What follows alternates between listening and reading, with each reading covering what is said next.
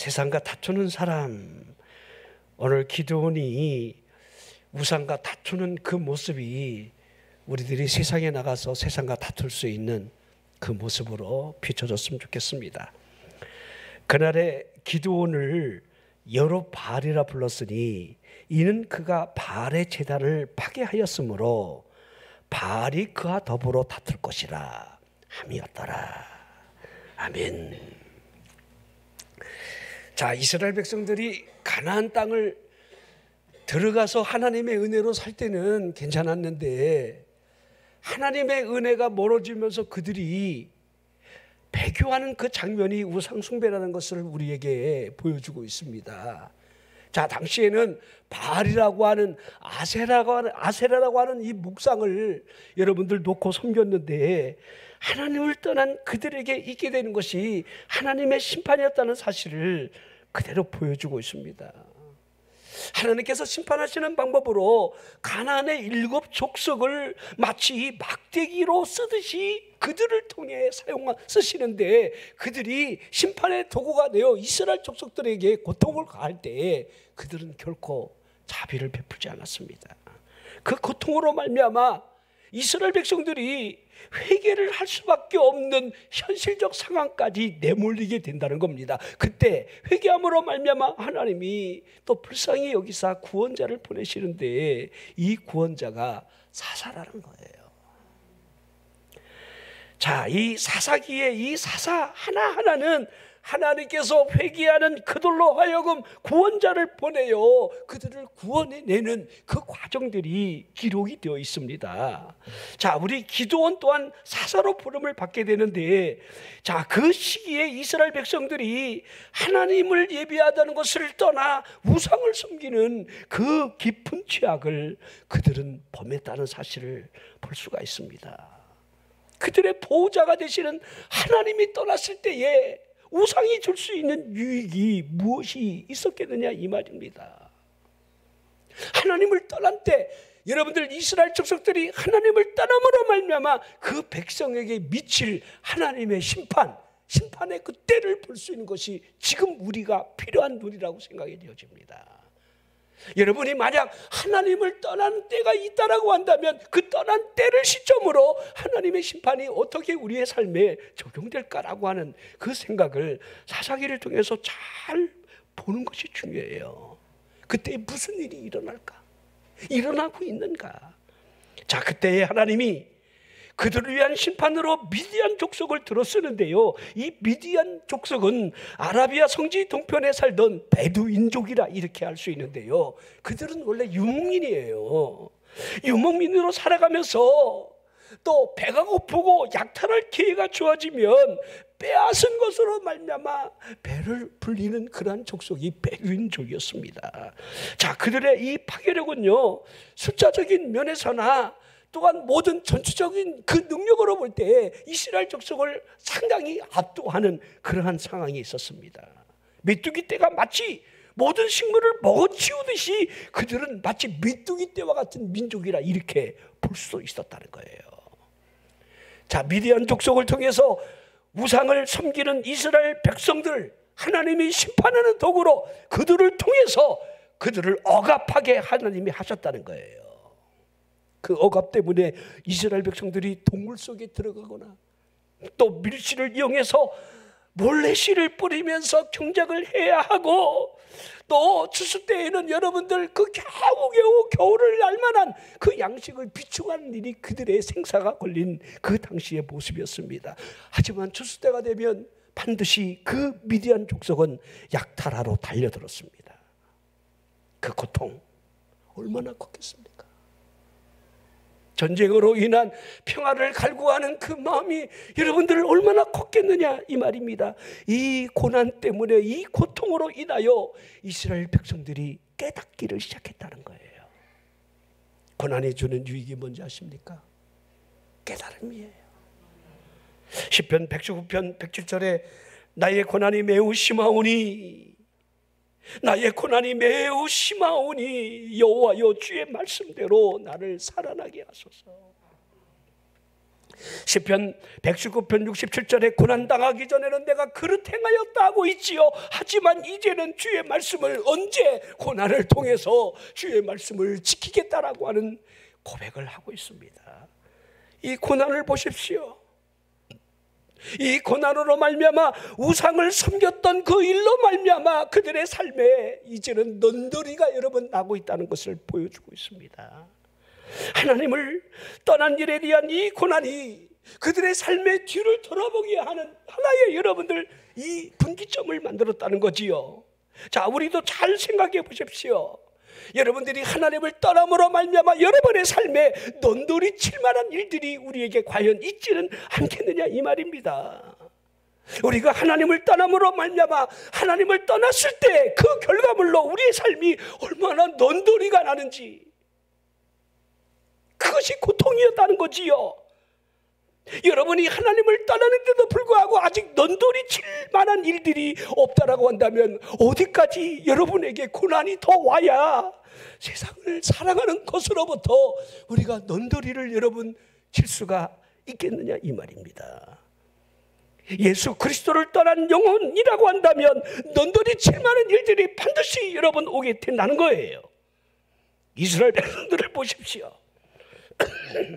하나님을 떠난 우상을 섬기는 그 결과물이 그들의 삶에 어떠한 넌더리를 내게 했는지, 이 넌더리로부터 그들이 여러분 해결책을 찾을 수 있는 유일한 방법은 하나님께로 돌아가는 것밖에 없습니다. 돌이킴이지요. 자, 하나님께로 돌이킴이 무엇을 우리에게 여러분들 가져다 주는지는 우리가 너무도 잘 알고 있습니다. 하나님을 바라보고 하나님을 향하여 기도하는 부르짖음, 그것이 있게 있다는 겁니다. 하나님께서 이 회개의 부르짖음, 이 부르짖음을 반드시 듣기 때문에 그들은 돌이켜야 했고 그들은 회개해야만 했다는 겁니다. 자, 하나님께서 그들의 부르짖음에 어떻게 반응하시는지, 그들이 울부짖으며 기도하는 이 기도에 하나님이 어떻게 여러분 하셨다는 사실을 우리는 성경을 통해서 너무도 잘 알고 있습니다.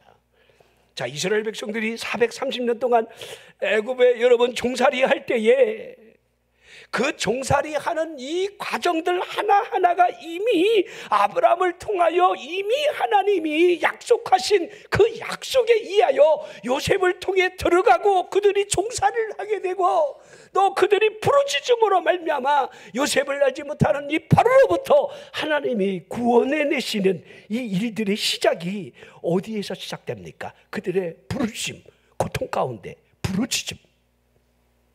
그때 하나님이 모세를 보내는 거죠. 자, 우리는 하나님 앞에 부르짖어 기도할 때 응답이 꽝 떨어지면 좋은데 하나님은요, 한 아기를 보내셔요. 참 이게 여러분들 놀라운 일이라고 우리는 여러분들 생각하지만 그렇지 않습니다. 자, 이스라엘 백성들이 출애굽을 한 이후에 이 여러분 10명의 정탐꾼의 이 보고 때문에 그들이 우리는 자칭 메뚜기 떼다라고 하는 그 낙심으로 말미암아 밤새 원망하는 통곡 소리, 그 소리를 하나님이 들으셨다, 이렇게 성경은 기록되고 있습니다. 자, 이 메뚜기 컴플렉스에 걸린 그들의 모습을 좀 잘 보십시오. 그들은요, 건망증에 걸려 있어요. 하나님의 은혜 주심에 대한 하나님의 그 큰 권능으로 말미암아 여기까지 와 있다는 사실을 기억하지 못하는 기억력 상실증에 여러분 그들이 걸려 있어요. 우리가 신앙생활하면서 간혹 그럴 때가 있어요. 하나님이 여기까지, 하나님이 지금까지, 하나님이 복을 주시고 은혜를 주셨건만 하나님의 은혜를 망각된 채로 우리의 여러분 기억력이 상실된 그 믿음이 우리 앞에, 우리의 삶에 여러분 존재할 수가 있어요. 제가 요새는요, 그 정치 유튜브라든지 뉴스도 잘 안 보게 되더라고요. 그래서 뭐 다른 거 안 보고 요새는 뭐 말씀 보고, 또 유튜브도요, 우리 북한에서 넘어온 중고차는 유미카, 이유미 씨가 여러분들 북송 빼뻔당하고 그 우리 그 이만갑에 나왔던 그 자매, 얼마나 구수하게 사회를 보고 탈북한 사람들 불러다가 하나하나 이렇게 어디서 살았는지, 어떻게 넘어왔는지, 무엇 때문에 넘어왔는지, 넘어오는 과정에서 무슨 일이 일어났는지, 이 한국에 왔을 때 뭐가 좋았는지 이런 얘기들을 쭉 서로 물으면서 답하면서 이렇게 하는데요, 너무 은혜가 되는 거 있죠. 자, 그런데 여러분들 지금 한 4만 명가량이 지금 우리나라에 탈북민들이 들어와 있는데, 그들 가운데 아주 피치 못할 사랑으로 여러분 넘어오는 이 과정 스토리 가운데는요, 대개 보면요, 교회가 연관돼 있어요. 중국에 있는 우리 목사님들, 교회들이 그들을 위해서 이럴 때 기도해라. 그러면 문이 열린다. 그들이 하나님이 누군지도 모르는데, 기도가 뭔지도 모르는데, 그때는 몰랐지만은 그 절박한 가운데 나를 도와달라고. 여러분들은 6개월씩 여러분들 막 몇 년씩 걸어갖고, 여러분들 북한에서부터 여러분들 저 태국, 라오스, 여러분 베트남 이렇게까지 걸어간다는 거 한번 상상해 보십시오. 그 자유를 찾아서 삶과 죽음의 기로에 서서 여러분들 대한민국에 왔을 때 너무너무 행복하고 너무너무 감사하고 고맙다는 이 사실, 우리는 자연스럽게 여기지만은 여러분, 그거를 느끼는 사람들은 그 의미가 천차만별이라. 우리는 하나님이 주신 그 은혜에 대한 그 은혜를 잊고 살아갈 때가 너무도 많아요. 우리가 여러분 그렇게 잘 사는 민족이었습니까? 우리가 언제부터 여러분 그렇게 잘 살았다고 우리가 여러분들 이렇게 불평하고 원망하고, 이스라엘 백성들이 마치 그와 같은 모습을 보여주고 있는 거지요. 430년 동안 종살이하는 그들이 뭐가 잘났다고 지금 여기까지 가네스 바네야, 지금 여러분들 가나안 땅에 하나님 말씀대로 들어가면 되는데 우리는 못해. 우리는 안 돼. 왜 여기까지 끌고 와서 애굽에 매정지가 없어서 우리를 여기에서 죽게 하려는가? 다시 애굽으로 돌아가자. 그 소리. 자, 우리 처자가 사로잡히느니 애굽으로 돌아가는 것이 낫지 아니하냐? 어찌하여 여호와가 우리를 그 땅으로 인도하여 칼에 죽게 하려는가? 그들이 하는 말이에요. 민수기 14장 27절에 나를 원망하는 이 악한 회중에게 내가 어느 때까지 참으랴? 이스라엘 자손이 나를 향하여 원망하는 그 원망하는 말을 내가 들었노라. 하나님이 내가 들었다 하고 있는 걸 보십시오. 너희 말이 내 귀에 들린 대로 내가 행하리라 하시는 하나님의 의도를 좀 보라는 거예요. 너희 말이 내 귀에 들린 대로 내가 해주겠다, 그렇게 하고 있는 거예요. 여러분, 우리가 하는 말이 얼마나 여러분 소중하다는 사실을 알아야 돼요. 우리가 하는 말을 하나님이 들으실 때 네 말대로 해주마 할 때 우리 말이 그렇게 가벼운 말이 되어서는 안 된다는 사실입니다. 여러분의 구함은 하나님의 귀에 들린다는 사실이 믿어져야 돼요. 자, 우리 이사야 38장에 히스기야가 병들었을 때 이사야 선지자가 찾아와서 여호와께서 이와 같이 말씀하신다. 너는 죽고 살지 못하리라. 너는 네 집을 정리하고 유언을 하라 할 때에 죽는다는 그 말에 히스기야가 얼굴을 벽을 향하여 기도하는 이 기도 소리가 통곡 소리였다, 이렇게 기록되어 있는데요, 하나님께서 다시 이사야 선지자를 보내면서 내가 네 기도를 들었다. 네 눈물을 보았다. 내 수 안에 15년을 더하리라. 오래 살고 싶으세요? 15년 연장받을 길이 있습니다. 하나님이 여러분 15년이라는 이 기점을 잘 보십시오. 자, 그리고요, 하나님을 떠나면 망하는 길도 여러분 정점이 있어요. 딱 10년 안에 효부가 나요. 여러분이 잘 아는 사사기 1장에 우리 유다 베들레헴 사람 엘리멜렉이 그의 아내 이 나오미, 또 두 아들 말년 기른을 데리고, 이 룻기서에 기록된 1장이지요. 자, 흉년을 피해 모압 땅으로 갔을 때에 모압 땅에서 여러분 10년 안에 남편 죽고 결혼한 두 아들이 여러분 10년 안에 끝장이 납니다. 그래서 나오미가 여러분 고향으로 돌아오는 이 과정 가운데 큰 며느리는 돌아가고, 둘째 며느리 여러분 룻이 어머니 하나님이네, 하나님 어머니 백성이네, 백성이라면서 그 믿음 어머니를 붙잡았다. 확 붙들고. 자, 이게 여러분 에스더서의 에스더가 죽으면 죽으리라라고 하는 이 결단적 믿음, 하나님을 바라보는 믿음 안에 여러분 그의 삶이, 그러게 보아스 밭에서 여러분들 이삭을 줍다가 보아스를 줍는 일이 여러분 성경에 그대로 기록이 되어 있는 거예요. 자, 선택이 중요하지요. 자, 소돔 고모라를 선택했던 롯의 가정은 여러분들이 어떤 결말이 있는가를 우리는 너무도 잘 알고 있습니다. 하나님께서 우리가 구하기를 원하신다는 사실은 성경에서 얼마든지 찾아낼 수가 있어요. 시편 기자가 환난 날에 나를 부르라, 시편 50편 15절, 내가 너를 건져주겠다. 그 건짐으로 말미암아 내가 나를 영화롭게 할 것이다. 요한복음 15장 7절에 우리 예수님께서 여러분 포도나무 가지 이 비유를 설명하면서 이 하나됨의 이 원리, 너희가 내 안에 있을 것을, 내 말이 너희 안에 있다라고 한다면 무엇이든지 원하는 대로 구하라, 그리하면 이룰 것이다. 왜? 그분이 구하라 주실 것이요. 지금까지는 너희가 내 이름으로 구하지 아니하였으나 구하라 그리하면 주신다라고 하는 이 약속을 왜 구하라 했겠느냐 이 말입니다. 자, 이스라엘 백성들이 그 고난 가운데 고통 속에 하나님의 구원을 바라보며 여러분 부르짖는 그 기도에 하나님이 구원자 기도원을 보냈다는 사실을 우리에게 보여주고 있습니다. 자, 하나님께서 기도원에게 이제 소명을 주고 그를 불러내면서 확신을 계속해서 주고 있어요. 자, 사람은 그만큼 약하다는 거예요. 자, 우리에게 확신이 있다고 말하지요.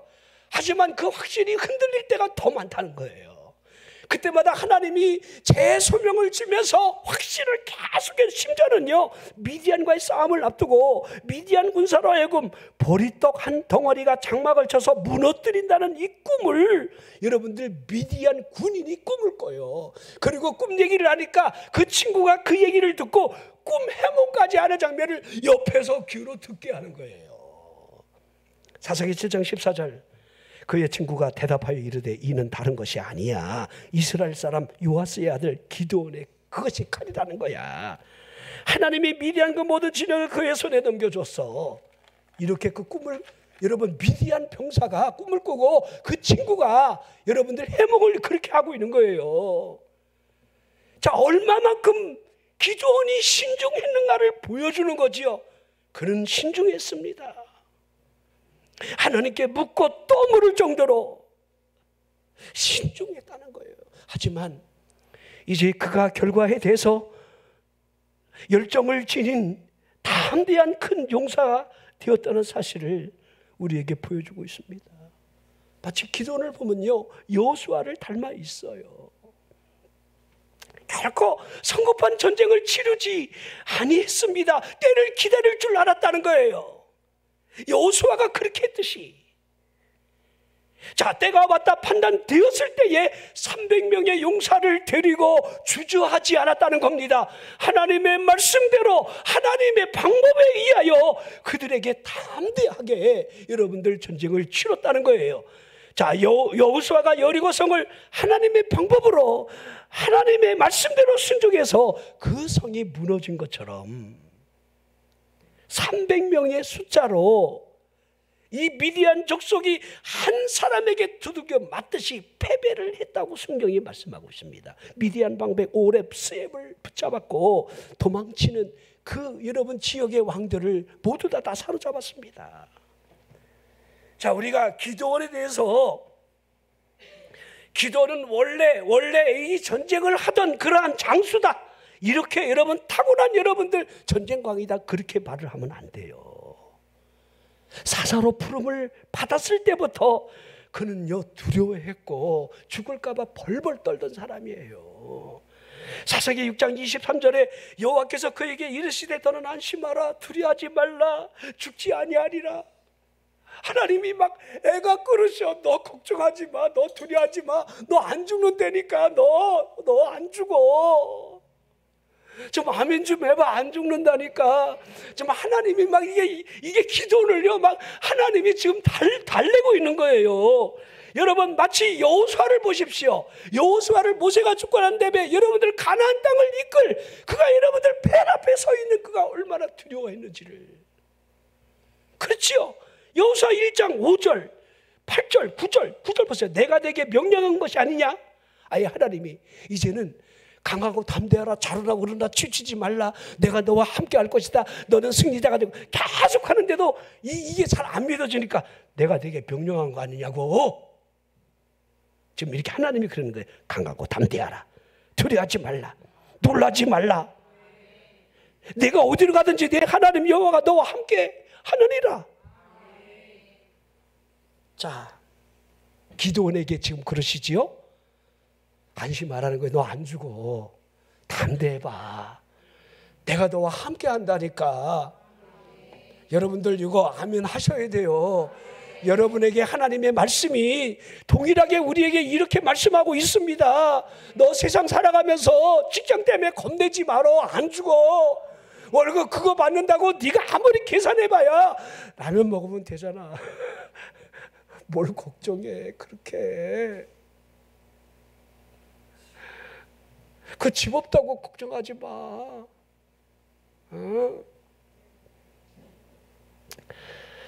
자, 사사기 6장 24절. 자, 하나님의 소명을 받고 난 이후에 그 확신으로부터 확신을 얻고자라고 하는 그 일로부터 제일 먼저 기드온이 했던 일은 그러기에 제단을 쌓는 일이었다는 거예요. 자, 제단 쌓는 이 모습을 잘 보십시오. 사사기 6장 24절에 기드온이 여호와를 위하여 거기서 제단을 쌓고 그것을 여호와 샬롬이라 하였더라. 여호와 샬롬. 샬롬은 평화라는 거지요. 여호와가 평화를 주신다 그런 뜻이겠지요. 그러니까 기드온이 하나님을 만난 부름받은 그 현장에서 제일 먼저 제단을 쌓아놓고 여호와 샬롬이라 이름을 짓는 이유는 그 마음속에 하나님으로부터 주어지는 평안이 있기를 그렇게 열망하고 있다는 겁니다. 기드온이 바라는 것은 평화로운 땅에서 씨를 뿌리고 수확의 기쁨을 얻는 것이 전부였습니다. 이스라엘 백성들이 가나안 족속으로부터 먹을 것을 약탈당하고 자녀들이 사륙을 당하는 현실로부터 그들이 해야 할 일은 광야의 동굴 속에 들어가거나 산속에 들어가 여러분 이제 살 수밖에 없는 그 일, 그들이 할 수 있는 것은 아무것도 없었다는 거예요. 자, 이스라엘 백성들의 여러분들 곡창지는 이스라엘 굴짝이에요. 왕의 대로를 끼고 있는 그 광대한 이 평야에 풍요로운 여러분들 곡식이 여러분들 생산되는 그런 여러분들 초지입니다. 그런데 그것을 버리고 그들은 광야로 들어가든지 동굴 속에 들어가 여러분 살아야 했다는 거지요. 자, 여러분 그들이 초원을 버리고 숨어 살아야 하는, 그러기에 약탈을 당할 때에 자녀가 죽는 그 모습을 바라보면서 슬픔과 분노밖에 여러분 남아있는 것이 무엇이 있겠느냐 이 말입니다. 여러분이 지금 지구 곳곳에 전쟁이 일어나는 거 지금 보고 있지요. 우리 이란도 여러분들 이스라엘과 지금 한바탕 지금 준비를 하고 있습니다. 여러분 러시아와 우크라이나 전쟁은 벌써 2년째 여러분들 들어가고 있고요. 또 중국이 여러분들 여차하면 여러분 대만을 여러분들 침공하려고 하는 그 의도들이 지금 보여주고 있습니다. 그 빈틈이 생기면 인도가 여러분 국경 분계선 아직까지 정해지지 않은 그것을 여러분들 지금 침공하려고 지금 같이 대비를 하고 있어요. 우리 한반도도 여차하면요, 이 여러분 중국과 대만의 전쟁이 일어날 때 공백기가 끼어 있는 이 여러분 이 38선을 우리가 밀고 넘어가면 중국까지 여러분 치고 올라갈 수 있는 기회가 또 오긴 해요. 그 과정 속에 얼마나 큰 여러분들 어려움이 있겠습니까? 여러분 만약에 전쟁이 난다, 여러분 예배할 수 있을 것 같아요? 철야로 여러분 올 수 있을 것 같아요? 뭐 사고가 하나 나도 여러분 자동차가 여러분들 수백 킬로를 여러분 걸어가야 되는데, 통제를 당하는데, 마트가 문을 닫는데, 그런 혼란으로부터 우리가 이겨낼 수 있는 그 믿음이 과연 우리에게 있을까요? 우리가 전쟁을 치르고 있는 저 나라를 바라보면서 동정심은 우리가 가질런지는 모르지만은 그들의 아픔이나 비극을 우리는 이해하지 못하는 거예요. 6.25를 겪은 우리 민족이지만은 그 누가 우리 대한민국을 위해서 동정을 베풀지언정 그 아픔을 함께 할 수가 있겠느냐 이 말이에요. 자, 평화를 주세요. 이 절박함을 여러분 느끼십니까?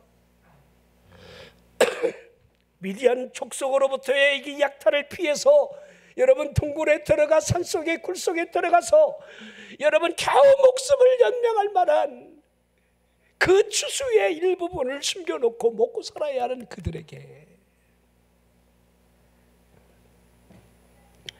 그러기에 하나님이 주시는 이 평화를 간절히 구했습니다. 여호와 샬롬. 하나님의 부름을 받자마자 제일 먼저 제단을 하나님 앞에 쌓아드리면서 그 제단의 이름을 여호와 샬롬 이렇게 했습니다.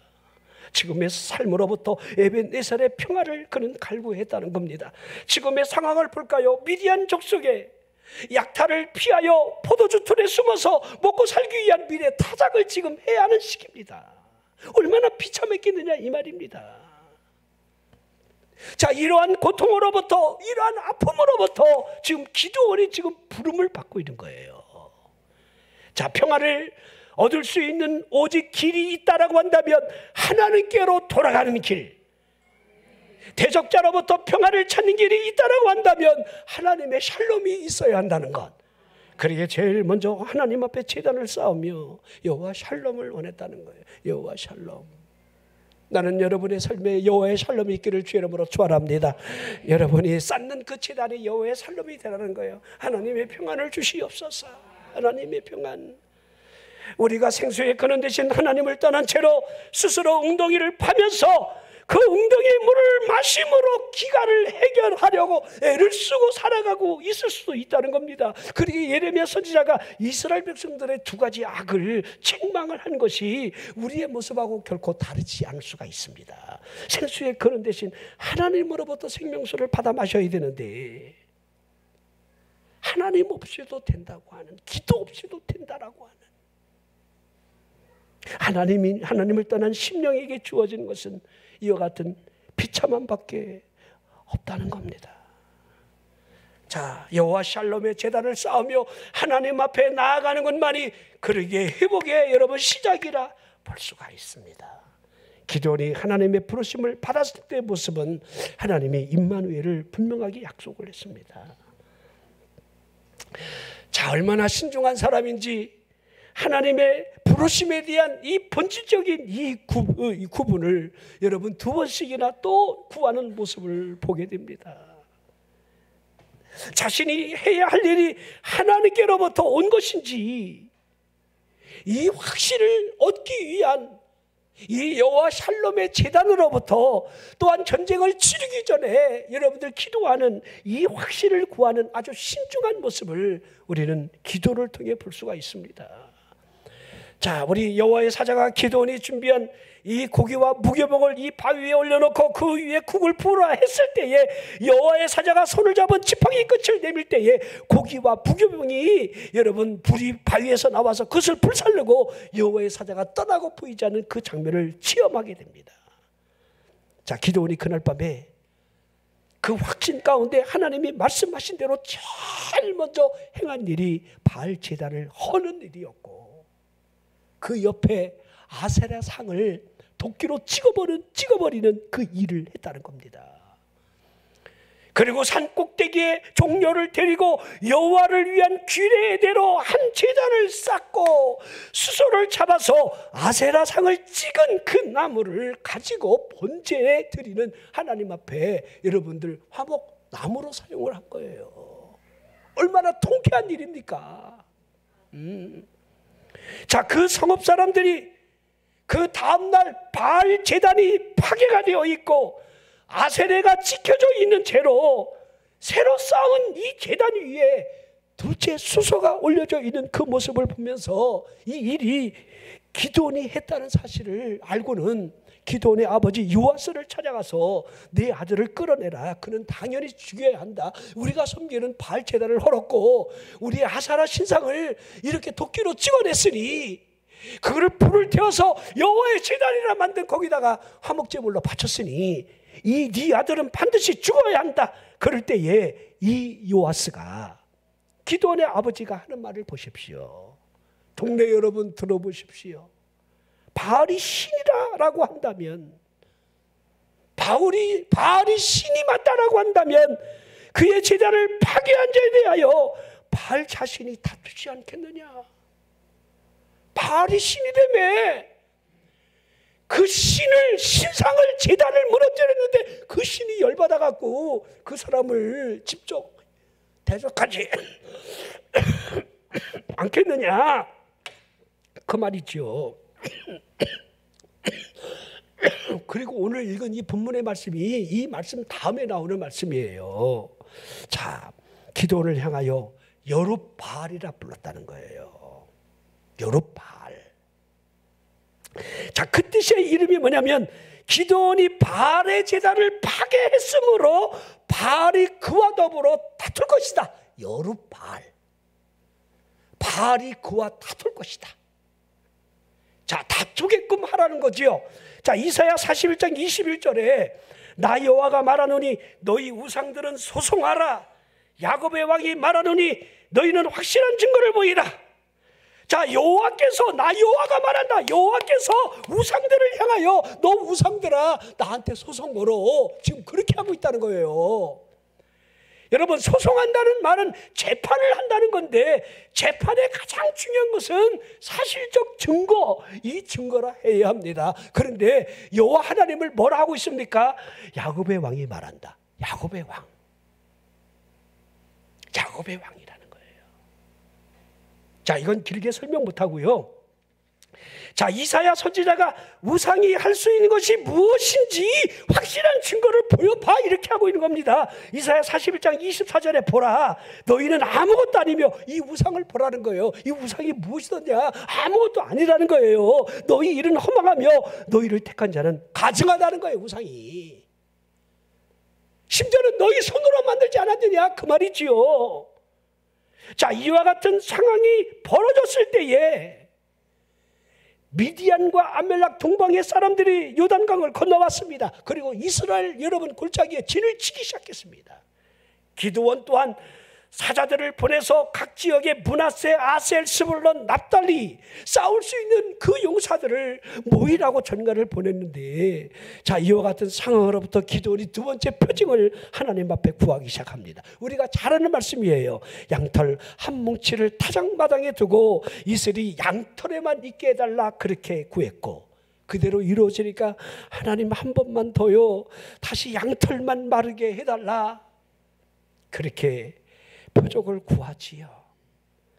마치 기드온 주변 사람들이 젖은 마당처럼 기가 죽어 있고 실망으로 좌절되어 있는 상황이 된다 할지라도 기드온의 그 마음속에 여러분 비겁함이나 단 하나의 여러분들 두려움이 적셔들지 않도록 하려는 하나님의 의도가 깔려져 있어요.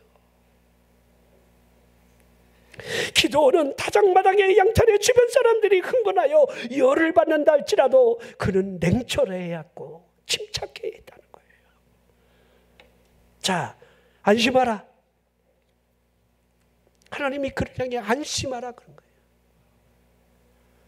이 안심하라는 이 방법이 결국 어떻게 이어지는지를 잘 보십시오. 32,000명이 모여있는데 하나님이 32,000명이 많대요. 여러분들 미디안 족속 또 여러분 암몬의 족속들이 저 이스라엘 골짜기에 여러분 해변의 모래처럼 그 약대들이 누워있고 수많은 군사의 지령을 갖추고 있습니다. 근데 그들을 바라보며 우리 숫자가 32,000명밖에 안 되는데 하나님이 많대요. 그래서 겁쟁이들은 돌아가 그랬더니 12,000명이 돌아갔어요. 근데 10,000명이 남았는데 하나님이 10,000명도 많대요. 그래서 물 먹는 걸 통해서 여러분들 경계심이 없는 것들은 돌아가라 했잖아요. 쉽게 말하면 새벽 예배 안 드리는 것들은 돌아가 좀 이런 거예요. 철이 안 나오는 것들 하나님 앞에 것들이라 해서 죄송해요. 분들 하나님이 무엇을 가지고 제가 여러분들 이렇게 그냥 비유를 했을 뿐인데 꼭 그렇다는 게 아니에요. 오해는 하지 마십시오. 갑자기 막 분위기가 싸해지면서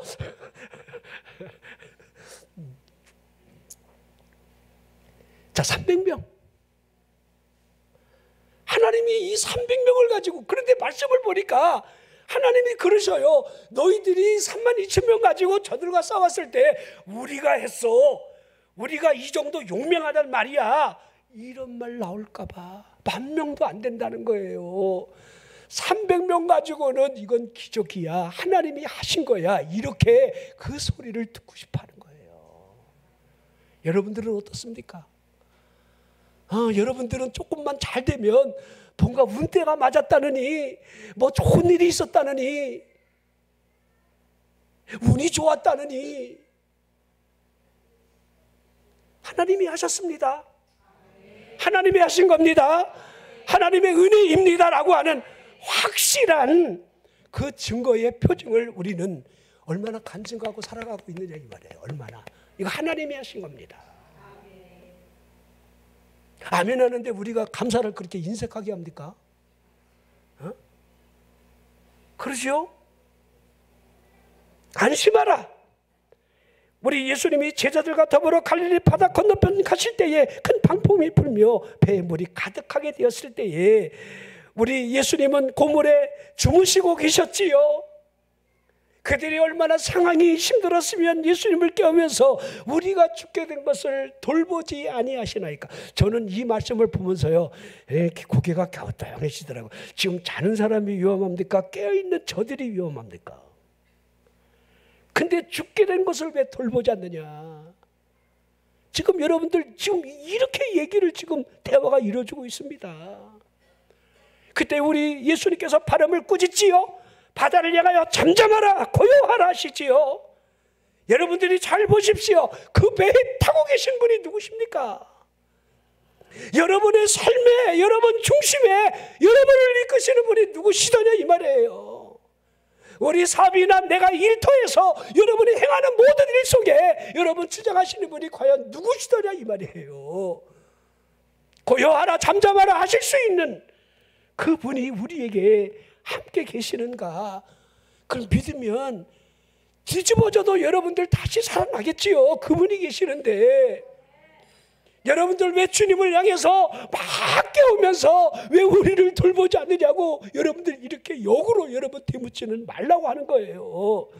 말로는 참 잘해요. 살든지 죽든지 주님 앞에 맡긴다고.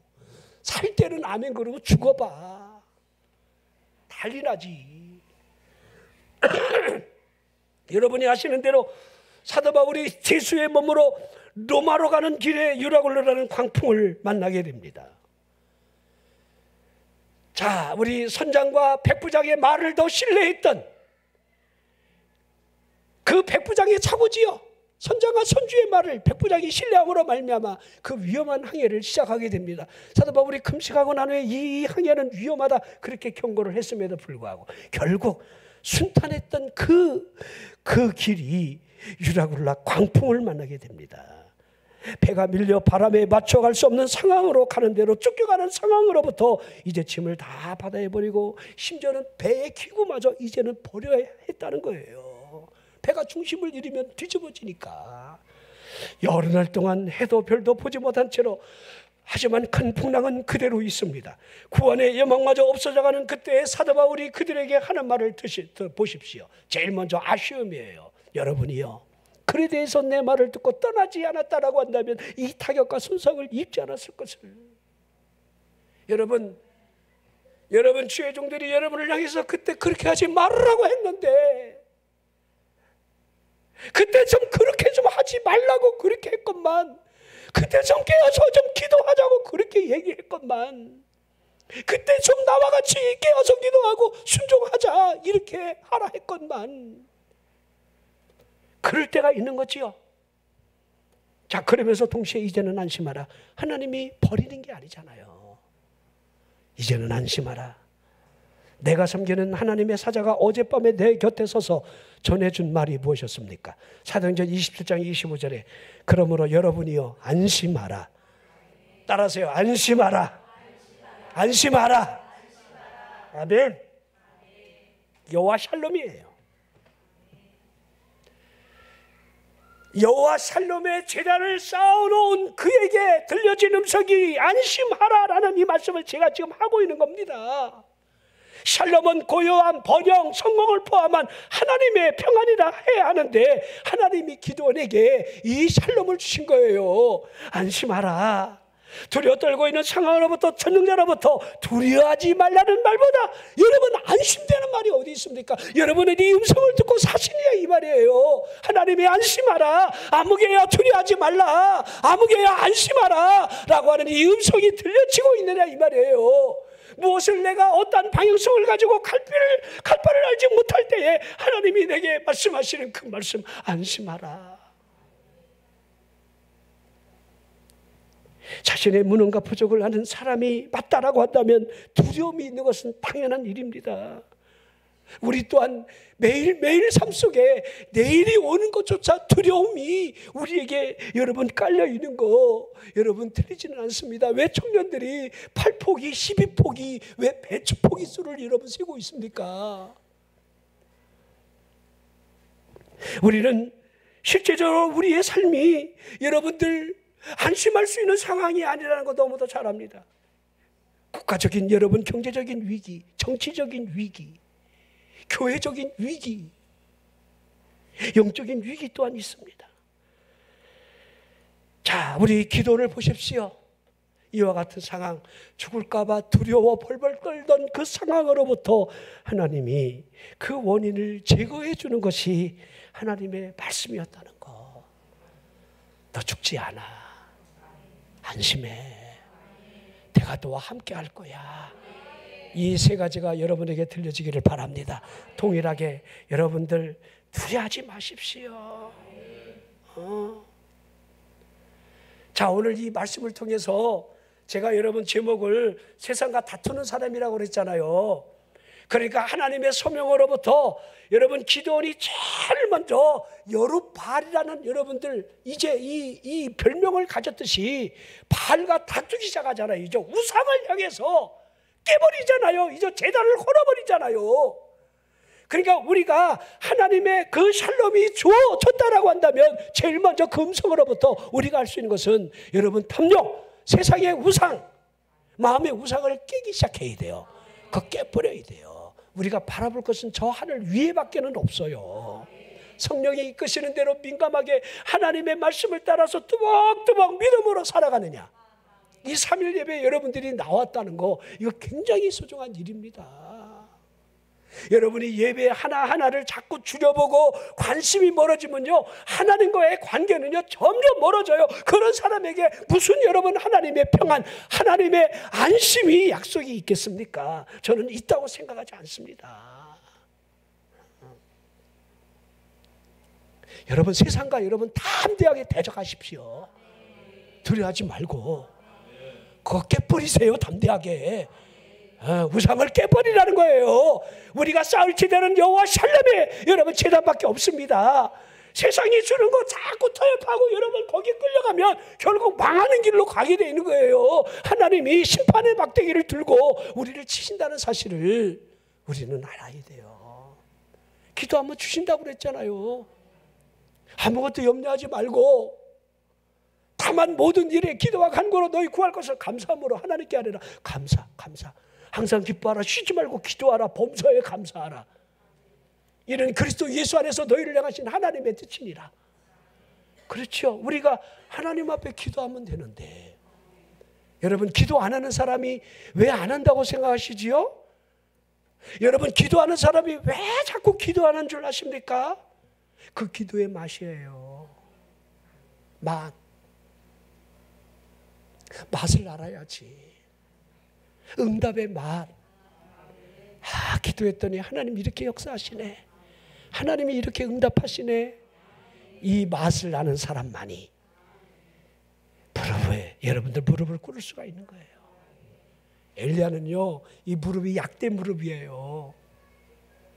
그 기도를 얼마나 많이 했으면 무릎이 약된, 그 머리를요 이 두 무릎 사이에 집어넣고 하나님 앞에 기도하던, 공을 굴리면 굴러갈 수 있도록. 우리는요 무릎도 지금 꿇기가 어려워. 인격이 너무 풍성해서. 그 얼마나 기도를 했겠습니까? 천국 열쇠를 허리춤에 찬 채로 여러분들 하늘을 닫기도 하고 하늘을 열기도 하는 기도의 사람. 이 기도원 또한 다르지 않았습니다. 약할 때 하나님이 부르심으로부터 그가 소심했지만은 확신을 가질 때까지, 그리고 하나님 말씀하시면 그 말씀에 의하여 담대하게 여러분 한 사람이 치듯이 그들을 쳤다는 사실, 이게 승리잖아요. 여호와 니시잖아요. 사랑하는 성도 여러분, 이런 기도원의 부름처럼 여러분이 부름을 받았을진데 한 사람도 쫄거나 겁내거나 두려워하지 말고, 하나님이 나와 함께 하신다, 두려워하지 말라, 안심하라, 떨지 말라, 하나님이 함께 할 거야, 하나님 역사하셔, 하나님이 하신 그 말씀의 방법대로 여러분들이 두 무릎이 꿇려진다라고 한다면 여러분 무엇이 두렵겠습니까? 이런 은혜가 있기를 주 이름으로 축원합니다.